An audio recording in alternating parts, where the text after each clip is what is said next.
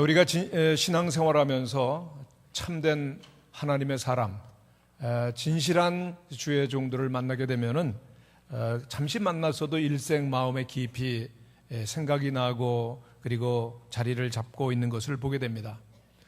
저는 한경지 목사님이 늘 마음속에 있고 또 그분의 얼굴이 생각이 납니다.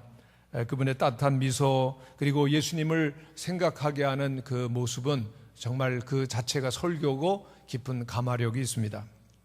또 한경지 목사님 같은 분 가운데서 꼭 제가 뵙고 싶었지만은 뵙지 못한 분이 계시는데 성공의 신부이신 대천덕 신부님이십니다.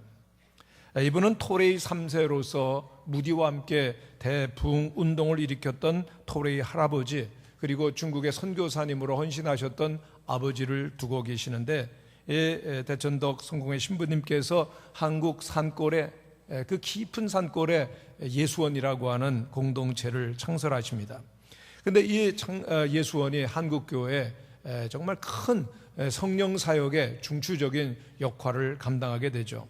근데 많은 분들이 예수원의 대천덕 신부님을 만나면 그 얼굴이 마치 해와 같이 빛나고 그리고 그의 말과 삶 속에는 예수님의 모습이 드러나고 그리고 하나님의 사람을 라고 하는 것을 볼 수 있어서 늘 감동을 받는다는 이야기를 듣고는 했습니다. 근데 이분은 그 특징이 아주 겸손하시고 그리고 또한 온유한 것이며 자기 어떤 은사도 자랑하지 않으려 하시는 겁니다. 예수원에 그분이 처음 집을 지은 다음에 단 한 번도 꾸민 적이 없으셨고 그분이 쓴 책 가운데 나오는 사진을 보면은 그 늘 항상 같은 옷을 입고 항상 같은 모습이라고 하는 거죠. 그러면서도 이분은 강력한 성령의 사람이셨고 한국교회를 위해서 참으로 큰 놀라운 일들을 많이 하셨습니다. 그런데 한 번은 예수원을 방문했었던 한 젊은이가 이 대천덕 신부님에게 직선적으로 물었습니다. 신부님, 40년 동안 이 산속에서 그토록 영향력 있는 사역을 하신 비결이 무엇입니까? 이때 그 신부님은 눈 한 번 깜짝하지 아니하고 즉각 이렇게 대답을 하셨습니다. 젊은이, 하나님의 말씀을 묵상하고 기도하는 것이라네. 하나님을 묵상하는 삶, 하나님의 말씀에 깊이 뿌리를 내리고 또한 그 말씀에 깊이 있는 기도의 삶이 모든 사역의 비결이라고 하는 말씀이 우리에게 감동을 줍니다. 바로 이것이 살아계신 하나님을 만나고 그의 삶이 변화되는 출발점이 되고 하나님께서 우리를 변화시켜서 세상을 바꾸어가는 기초가 된다는 사실입니다. 여러분, 예배드리면서 우리가 한번 이 시간 생각을 해보면 좋겠습니다. 우리가 이 세상 가운데서 진정한 그리스도인이 되게 하는 비결이 있다면 무엇이겠습니까? 세상에는 수많은 유혹도 있고 시련도 있고 문제가 있지만은 그 가운데도 흔들리지 아니하며 하나님께서 보실 때 모든 사람들이 인정할 만한 진실한 신자가 되는 비결이 무엇입니까? 시편 기자의 표현처럼 시냇가에 심은 나무가 시절을 쫓아 과실을 맺는 그 삶의 비결이 있다면 무엇입니까? 바로 묵상입니다. 묵상이라고 하는 것은 경건한 시간을 하나님 앞에서 가지는 것이죠. 묵상의 시간을 통해서 하나님 앞에서 우리의 자신을 깊이 성찰하고 점검하는 시간을 갖게 됩니다. 그래서 우리의 삶이 하나님께서 원하시는 방향으로 맞출 수 있게 해주는 것이 묵상인 것입니다. 묵상이야말로 우리 그리스도인들이 누릴 수 있는 기쁨이요 그리스도인들이 하늘로부터 축복을 받을 수 있는 통로가 되는 것입니다. 그렇다면 구체적으로 묵상을 통해서 우리들이 누릴 수 있는 그러한 구체적인 축복이 무엇이겠습니까? 첫째는 묵상하는 그리스도인들은 묵상을 통해서 하나님을 만나게 되는 것입니다. 오늘 시편 기자가 쓴 1편은 우리들이 무엇을 묵상하며 무엇을 생각하는가 그 살아야 될지를 가르쳐 줍니다. 매일 묵상하며 매일 생각하는 것이 바로 우리의 삶을 우리의 존재를 결정하는 것이죠.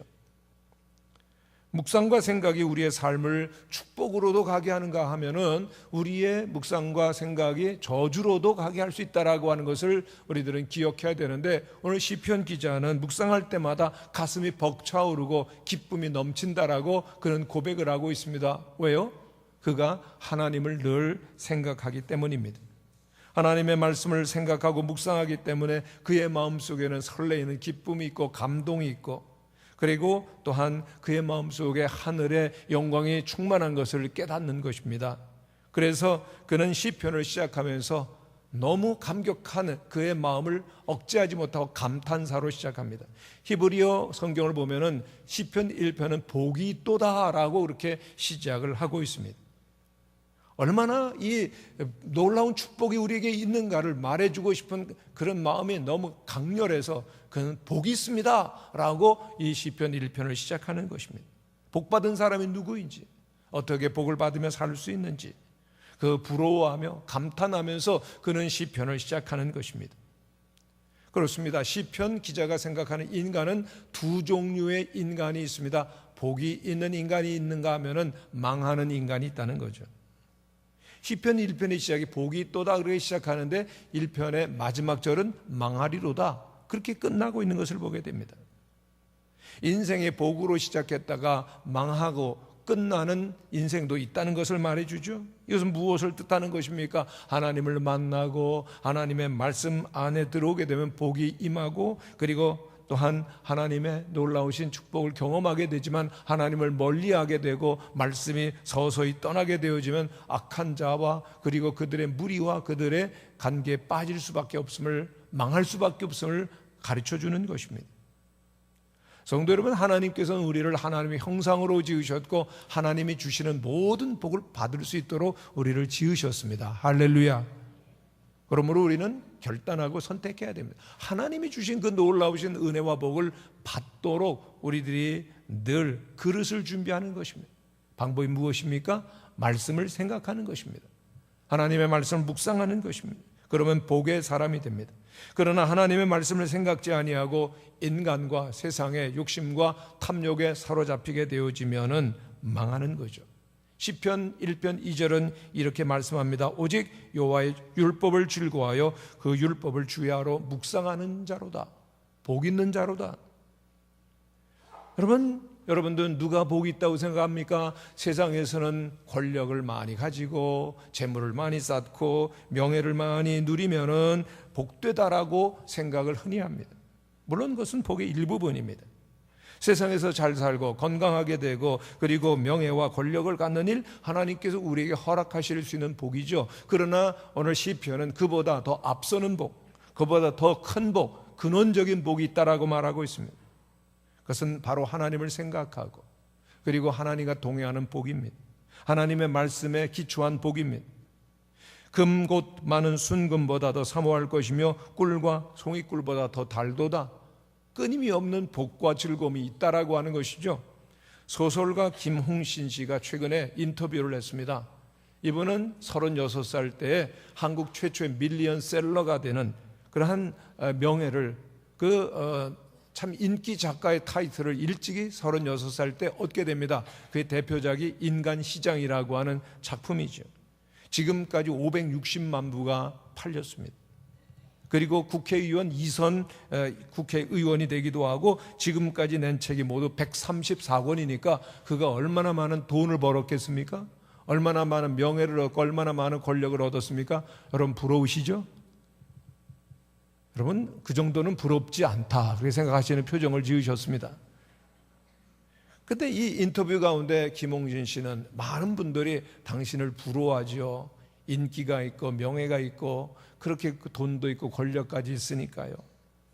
그런데 이분은 인터뷰 가운데 고개를 씁쓸하게 내저었습니다. 아니요, 사람들은 나더러 돈과 명예와 권력을 다 가져봤으니 성공한 인생이라고 합니다. 그러나 제 마음은 그렇지 않습니다. 늘 불안하고 또한 불안정합니다. 괴롭습니다. 힘듭니다. 그는 계속해서 이렇게 설명합니다. 위로 올라가기 전에는 올라가는 것만 좋게 보입니다. 그러나 돈과 명예와 권력을 막상 다 가져보면 그것이 결코 행복이지 아니함을 깨닫게 됩니다. 안 가졌으면 몰라도요, 갖고 있다면은 놓치고 싶지 않고 놓치면 상실감이 엄청난 것입니다.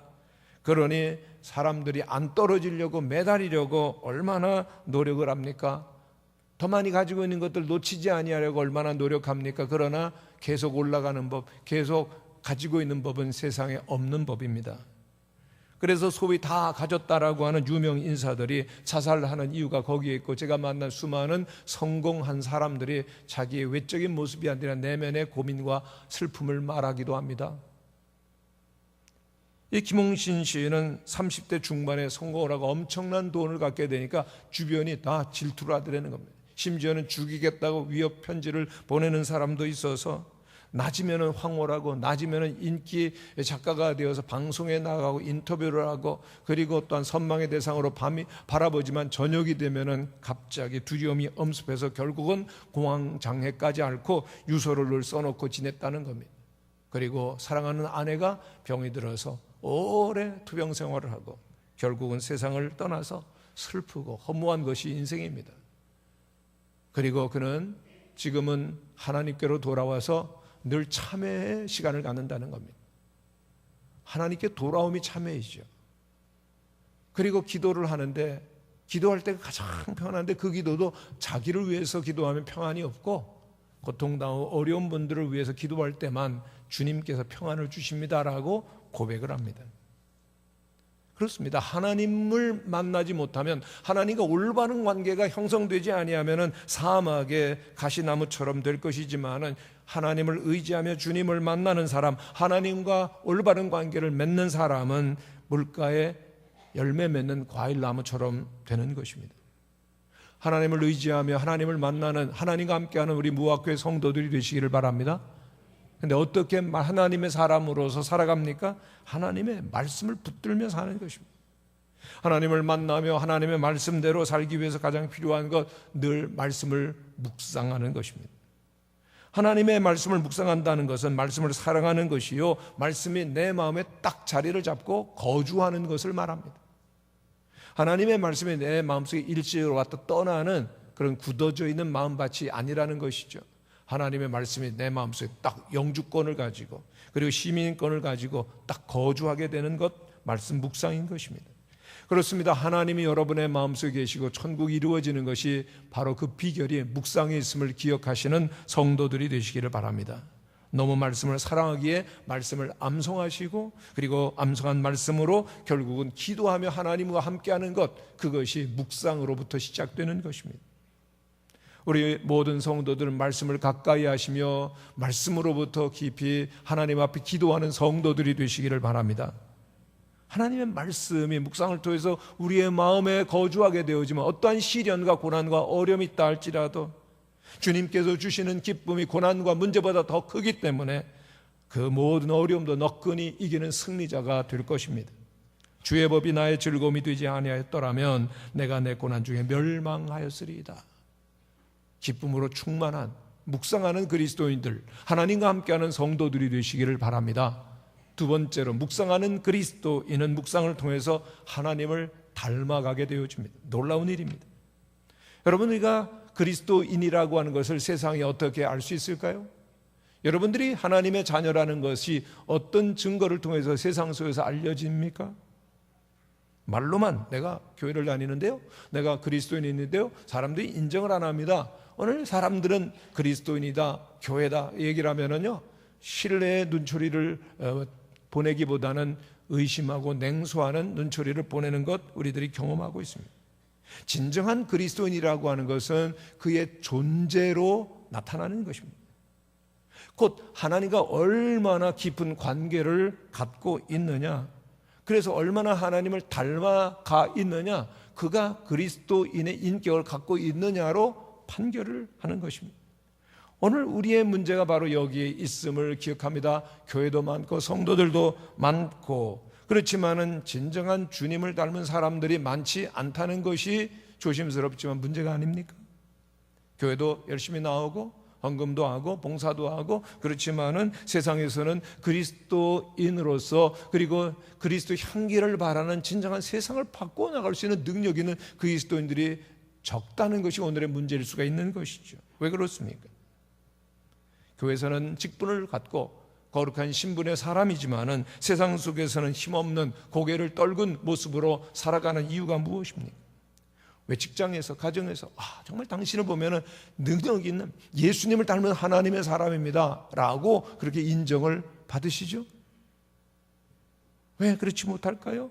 왜 쉽게 세상과 타협하고 화내고 또한 세상 사람들은 똑같이 이기적이고 탐욕적이 되어져 갈까요? 왜 진정한 그리스도인의 열매를 맺지 못하게 될까요? 그것은 하나님과 깊이 연합되어 있지 못하기 때문에 하나님으로부터 가끔 떨어지기도 하고 또 하나님 찾기도 하고 또 멀어졌다가 또 오기도 하고 가까운 것 같지만 평행선을 긋고 그리고 하나님께로 가까이 오지 못하며 연합되지 못하기 때문에 하나님의 능력과 하나님의 진리가 우리 가운데 임하지 못하고 우리를 바꿔가지 못하는 것입니다. 여러분, 하나님의 사람으로 살기 위해서 매일과 같이 하나님의 임재를 경험하고 매일과 같이 하나님의 음성을 들어야 되고 매일과 같이 우리를 도우시는 주님의 능력을 경험해야 되는 것입니다. 매일 주님께서 우리의 길을 순간순간 인도해 주시고 그리고 우리는 주님과 함께하며 주님과 우리가 깊이 연합되어야 하는 것입니다. 우리가 주님과 너무나도 깊이 연합되어서 주님의 그 아름다운 영광과 형상을 닮은 정말 하나님의 자녀로서의 존재가 되어지면은 우리들이 주님이 계시는 그 높은 곳에서 세상을 이렇게 내려다 볼 때 세상의 모든 문제들을 초연하고 이길 수 있는 참된 행복을 누리며 그리고 주님의 영광을 드러내는 자들이 되는 것입니다. 주님께 깊이 연합되시고 주님과 함께하는 성도들이 되시기를 간절히 축원합니다. 지난 주간에는 우리 한미준 회원들과 함께 제주를 방문했는데요. 곶자왈이라고 하는 곳을 방문하게 되었습니다. 제가 제주도를 떠날 때가 1995년도였는데 그 해에 곶자왈이 발굴이 되고 또 개발이 되었다는 설명을 들었는데요. 그 제주도가 형성될 때 화산이 폭발하고 용암들이 쫙 흘러가는데 그 중산간 지역 좀 한 지역의 고도에 이르러서는 그 용암이 흘러가는 것이 멈추면서 거기에 이렇게 깊이 지하와 연결되어지는 틈들이 생기는데 그것이 바로 제주의 숨골이라고 일컬어지는 지금은 천연 자원이 된 그러한 그 곶자왈 그 가시 숲입니다. 왜냐하면은 그곳에는 가시 나무들이 자라기는 하는데 그런데 그 가시들이 있어서 사람이 들어갈 수 없고 그리고 또한 동물도 못 들어가는데 그래서 그 안에서는 여러 가지 나무들이 자랍니다. 참 신기한 것은 그곳에는 화산이 폭발된 용암으로 이루어졌기 때문에 흙이 없습니다. 그런데 가보면요 높은 나무들이 저렇게 자라고 있습니다. 이유가 뭘까요? 저 사진에 답이 있는데 설명해 주는 분이 저기 그 나무가 저기 지금 밑부등에 보이는 것이 뿌리라는 겁니다. 뿌리는 되게 흙 속에 들어가 있는데 이 뿌리는 바깥에 있으면서 거기에 있는 반석을 꽉 붙들고 있다는 겁니다. 그래서 어마어마한 힘으로 그래서 뿌리가 위로 이렇게 두텁게 돼서 이 나무를 굳게 붙들고 있기 때문에 높이 자랄 수가 있다는 겁니다. 저는 그 설명을 듣는데 이 자연의 신비와 그리고 자연의 그 놀라운 생명력에 전율을 하게 되었습니다. 많은 교훈을 받게 되었습니다. 버려진 땅 같지만 그곳에 있는 반석에 굳건히 붙어있는 나무는 저렇게 생명력을 가지고 자라는구나. 성도 여러분, 이 원리는 오늘 그리스도인들에게 동일하게 해당되는 것입니다. 우리가 척박한 이 세상 가운데서 예수 그리스도의 형상을 담고 하나님의 모습을 닮은 그래서 열매를 맺는 하나님의 자녀가 되기를 원한다면요 생명의 근원이시고 우리의 반석이신 주님께 연결되어 있어야 되는 것입니다. 주님이 없으면 우리는 아무것도 못합니다. 쓰러지고 넘어지는 이유가 바로 거기에 있는 것이죠. 예수님은 이런 말씀을 하셨습니다. 나는 포도나무요 너희 가지니 저가 내 안에 내가 저 안에 있으면 이 사람은 과실을 많이 맺나니 나를 떠나서는 너희가 아무것도 할 수 없느니라. 예수님은 당신은 포도나무라고 말씀하시고 우리는 가지라고 말씀하십니다. 그래서 주님이 우리 안에 우리가 주님 안에 있으면 과실을 많이 맺게 되는데 주님을 떠나서는 우리가 아무것도 할 수 없다는 겁니다. 한번 따라 하시기를 바랍니다. 나를 떠나서는 아무것도 할 수 없습니다. 우리의 반석이 되시고 우리의 생명이 되시는 예수님께 곧 하나님께 깊이 연합될 때만 우리가 생명이 유지되어지는 것이고 열매 맺는 삶이 가능하다라고 하는 것입니다. 그러면 주님께 그렇게 연합되고 주님께 속해 있고 주님을 닮을 수 있는 방법이 무엇입니까? 우리의 인격이 변화되어지고 우리의 운명이 달라지기 위해서 필요한 것이 무엇입니까? 바로 깊은 묵상입니다. 묵상을 통해서 주님께 깊이 연결되어지고 주님과 깊이 교제하는 것입니다. 그래서 주님께서 주시는 영적인 양분을 받고 그리고 또한 능력을 받는 겁니다. 내 힘으로 살아가는 것이 아닙니다. 내 지혜와 내 지식으로 살아가는 것이 아닙니다. 주님께서 주시는 능력과 은혜로 살아가시는 성도들이 되시기를 간절히 축원합니다. 주님과 깊이 묵상하게 되어지면 달라집니다. 주님과 깊이 묵상하는 가운데 하나님을 닮은 사람이 쉽게 화를 낼까요? 주님과 함께하는 사람이 용서하지 아니하며 살 수 있겠습니까? 주님과 함께하는 사람이 형제와 화목하지 아니하겠습니까? 묵상할 때 우리들의 인격이 내면 깊은 곳에서 바뀌기 시작하는 겁니다. 그래서 묵상하는 자는 어느덧 하나님을 닮아가고 그 얼굴이 해와 같이 빛나게 되어지고 많은 열매를 맺는 것입니다. 바울처럼 능력을 받게 됩니다. 골로새서에 있는 말씀입니다. 주께 합당히 행하여 범사에 기쁘시게 하고 모든 선한 열매를 맺게 하시며 하나님을 아는 것에 자라게 하시고, 깊이 묵상하는 가운데 하나님을 알게 되고 그리고 선한 열매를 맺게 되더라는 얘기죠. 우리 모든 성도들께서 묵상을 통해서 하나님과 깊이 연결되시고 하나님을 닮아가시는 은혜가 있게 되시기를 간절히 축원합니다.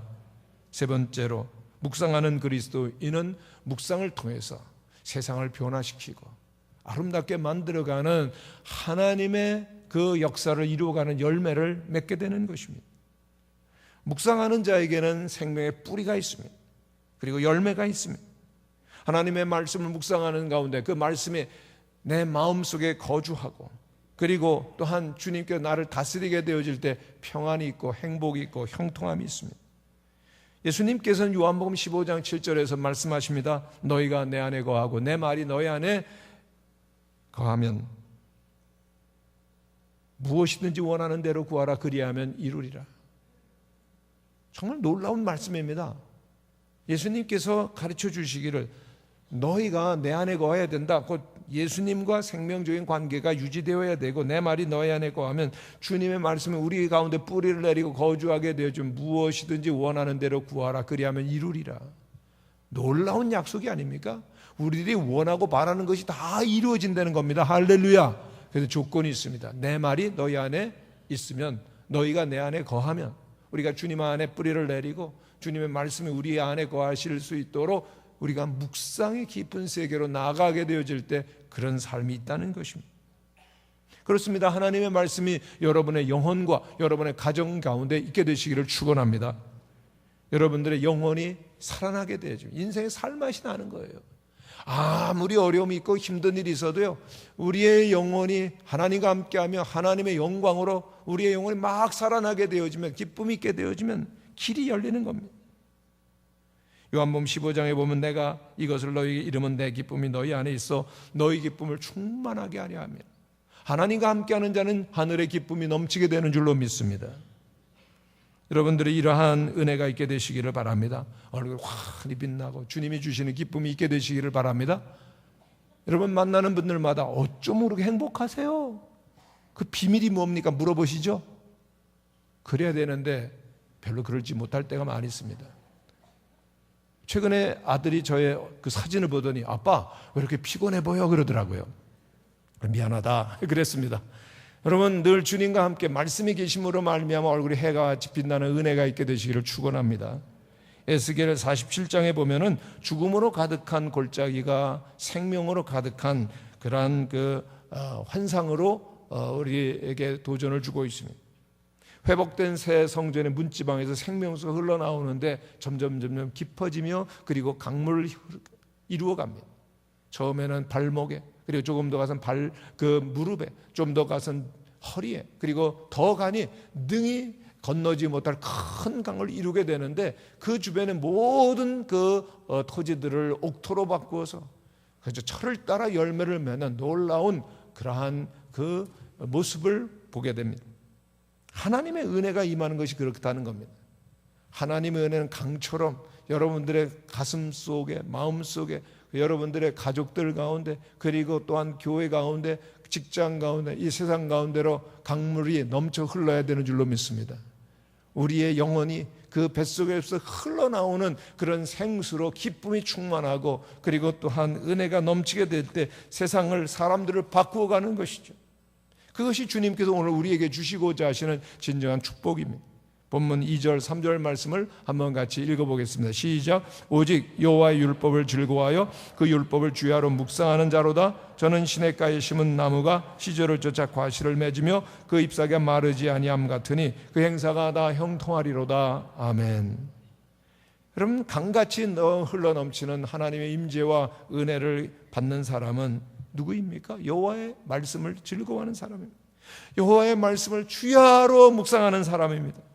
그런 사람은 주님께 주시는 은혜와 축복이 흘러 넘치게 되는 것입니다. 다른 사람들까지 복을 주는 사람이 되는데 어떻게 그런 복이 임합니까? 시냇가에 심은 나무와 같기 때문이라는 거죠. 여러분, 이스라엘은 매우 척박한 그런 나라입니다. 대부분 국토가 그 메마른 광야 험악한 산지로 이루어졌기 때문에 그 땅은 이게 비가 와도 고이지 아니하는 그런 곳입니다. 더군다나 연 평균 강우량 600mm에 지나지 않습니다. 그런데 그런 땅에서 항상 맑은 물이 흐르는 시냇가에 접한다는 것은 놀라운 축복입니다. 흐르는 시내, 그 생명이 넘치는 그런 원천지와 같은 것입니다. 당연히 그곳에 심겨지면 나무는 열매를 많이 맺게 되죠. 하나님께서 그런 복을 하나님과 함께하는 사람에게 주시겠다는 겁니다. 하나님과 함께하는 사람이 누구입니까? 말씀을 주야로 묵상하는 사람. 오직 여호와의 율법을 즐거워하며 그의 율법을 주야로 묵상하는 자로다. 여러분의 모든 삶, 여러분의 가정에 그러한 모습을 대표해 주는 말씀이 되시기를 바랍니다. 하나님께서 이스라엘 백성들을 광야에서 인도하는 모세에게 하나님께는 기적과 능력의 지팡이를 주셨습니다. 그러나 하나님께서 그 모세의 뒤를 이어서 가나안을 정복하는 여호수아에게는 하나님의 말씀을 주셨습니다. 여호수아 1장 8절의 말씀이죠. 이 율법책을 내 입에서 떠나지 말게 하며 주야로 그것을 묵상하여 그 가운데 기록한 대로 다 지켜 행하라. 그리하면 내 길이 평탄하게 될 것이라. 내가 형통하리라. 그 여호수아는 가나안과의 전쟁에서 아이성 전투 한 번을 제외하고 모든 전쟁을 다 승리를 합니다. 형통했죠. 왜요? 하나님의 말씀을 늘 묵상하며 그 가운데 지켜 행하는 삶이 있었기 때문에 그는 담대했습니다. 그의 모든 전쟁을 하나님이 인도해 주셨습니다. 하나님이 싸워주시니 당할 자가 없었던 것입니다. 그렇습니다. 하나님의 사람이 형통하는 길은 오직 하나님의 말씀을 가까이 하며 사랑하며 묵상할 때인 것입니다. 다윗도 솔로몬도 묵상을 통해 지혜를 받고 하나님의 사람이 되었습니다.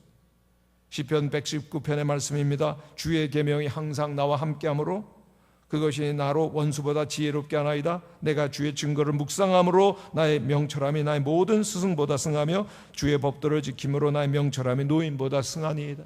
하나님의 지혜와 명철함이 묵상을 통해서 여러분들에게 충만하고 여러분의 후손들에게도 넘치게 되시기를 축원합니다. 하나님의 묵상은 한번 형통하는 일회용 축복을 주는 것이 아닙니다. 우리의 존재 자체가 바뀌기 때문에 영원한 하나님과 함께하며 하나님의 사람으로 주님의 영광을 드러내는 열매로 바뀌어지는 그러한 축복입니다.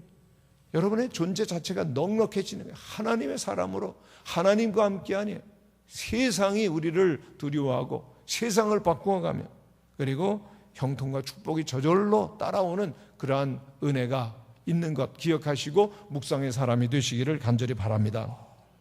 초기에 한국에 온 선교사님들의 글을 보면요, 굉장히 특이한 점들을 많이 보게 됩니다. 그래서 여러 세계 곳곳에 선교가 되어지지만 한국 땅에서 선교는 굉장히 특이한 점들이 많이 있어서 많은 글들을 선교사님들이 남기게 되는데, 한국에 오신 선교사님들이 제일 강조했었던 것은 늘 성경을 읽어라, 그리고 묵상해라, 그렇게 가르쳤습니다. 근데 한국 우리 조상들은 늘 암송하는 것, 그게 능했어요. 그렇기 때문에 성경을 가르쳐주면 막 스펀지처럼 쭉쭉쭉 빨아들이는 겁니다. 굉장히 어렵고 정치적으로 가난하고 힘들고 그 많은 문제가 있었던 그 시대에 그냥 하나님의 말씀이 막 우리 초대 한국교회 성도들의 영혼밭에 그냥 쭉쭉 떨어지고, 그리고 그 말씀대로 살아가면서 교회가 새로워지는데요, 뭐 가르치는 대로 그냥 하는 겁니다. 참 놀라는데 그 중에 하나가 11조 신앙을 가르쳤더니 어느 날 여자 성도님들이 그 선교사님을 찾아왔어요. 그 선교사님, 우리가 물질의 11조 신앙을 배웠습니다. 물질의 11조도 해야 되겠지만 생각해 보니까 이 시간의 11조도 해야 되겠습니다. 그래서 열흘에 한 번씩은 올 테니까 뭘 우리가 해야 될지 알려주세요. 선교사님이 깜짝 놀랐습니다. 서구 어느 교회에서도 어느 그리스도인들도 그 뭐 시간의 11조라는 거 감히 생각을 못 해봤는데요. 우리 한국 교회 성도들이 얼마나 순수하고 말씀대로 살아가는지 시간의 11조까지 하겠다. 감동이 된 거죠. 한국 사람 대단합니다. 하나를 가르쳐주면 열을 합니다. 그래서 뭐 열흘에 하루 드리겠다니까 어떡합니까? 그래서 그 선교사님이 여자 성도님과 나가서 그 집집마다 다니면서 축호 전도를 합니다. 그래서 기쁨으로 그렇게 전도하는 모습을 보면서 선교사님들이 이름을 불러주었습니다. 지어줬는데 전도 부인. 그래서 여전도회가 생겨나는 겁니다. 강력하죠. 여자들이 변하면 남자가 변하고 세상이 변하는 거죠. 정말 강력한 운동이 일어나는 것입니다. 참 말씀대로 살아갈 때 나타나는 변화가 얼마나 강력한지 그 선교사님들이 증언해 주었습니다. 전 이번에 그 한미준 회원들과 제주를 방문하면서 특별히 그 이동원 목사님께서 제안을 하셔서 교회들을 그 제주에 순교한 분들이 많이 있는데 그 교회들을 탐방하면서 성지 순례로 한번 해보자라고 제안하셔서 이번엔 서쪽에 있는 일부 교회들을 방문하게 되었는데 그 제주도 그 서부 끝에 있는 모슬포 교회, 거기서 조금 더 떨어져 있는 대정교회, 그리고 조숙교회, 그리고 또한 캐톨릭 성지로서 이시돌 목장까지 이렇게 가봤습니다. 근데 그 모슬포 교회는 장로님이 순교를 하셨습니다. 15명의 성도들과 함께 그 순교를 하셨고, 또 이도종 목사님이 최초의 그 제주도 목사님이신데 대정교회에서 목회를 하시다가 순교를 하시게 됩니다. 4.3 사건이 일어나서 이제 그 공비들이 산중에 있는 거죠.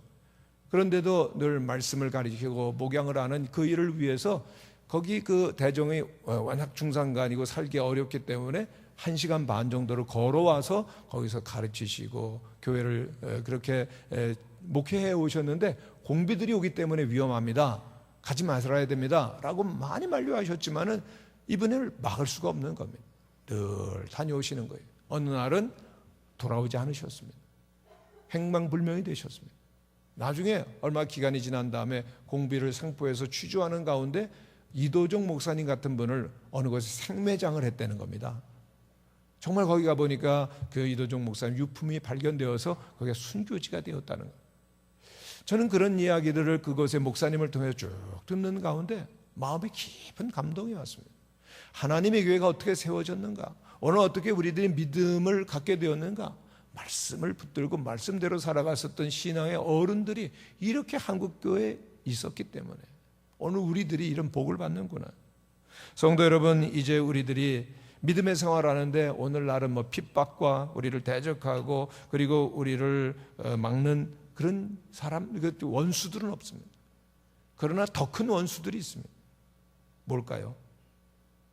그리스도인들을 대적하고 어려움으로 빠뜨리는 것은 이 시대가 너무나 분주하고 서두른다는 얘기입니다. 소음과 시끄러움. 어떤 분이 이런 얘기를 했습니다. 서두름과 분주함은 마귀의 것이 아니다. 서두름과 분주함이란 마귀의 바로 그 자체이다. 얼마나 바쁘고 얼마나 분주하게 살아가십니까? 그렇기 때문에 우리들이 자칫 잘못하면 우리의 내면 생활, 우리의 영혼을 들여다보지 못하고 세상에 끌려갈 수 있게 되는데 그것이 마귀가 우리를 끌어가는 것이 되는 얘기입니다. 아침에 일찍 일어나서 무릎을 꿇고 기도하는 시간이 없는 것, 하나님의 말씀을 펴서 읽고 묵상하는 생활이 없는 것, 마귀가 분주함으로 우리의 삶 전체를, 영혼을, 미래를 빼앗아가는 것이죠. 오늘 우리들이 회복해야 될 것이 바로 여기에 있습니다. 말씀을 묵상하며 말씀에 기초를 한 기도의 생활을 하며 그리고 말씀이 가르쳐주는 그 말씀 생명을 전하는, 전도하는 일, 이것이 바로 그리스도인입니다. 이것이 교회인 것이죠. 새벽을 회복하시고 묵상과 기도와 전도를 회복하시는 성도들이 되시기를 축원합니다. 시편 63편 6절 7절 말씀을 한번 같이 읽어보겠습니다. 시작. 내가 나의 침상에서 주를 기억하며 새벽에 주의 말씀을 작은 소리로 읊조릴 때 하오리니 주는 나의 도움이 되셨습니다.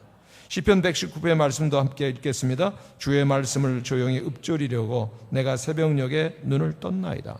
아멘. 하나님의 사람이 되시기를 축원합니다.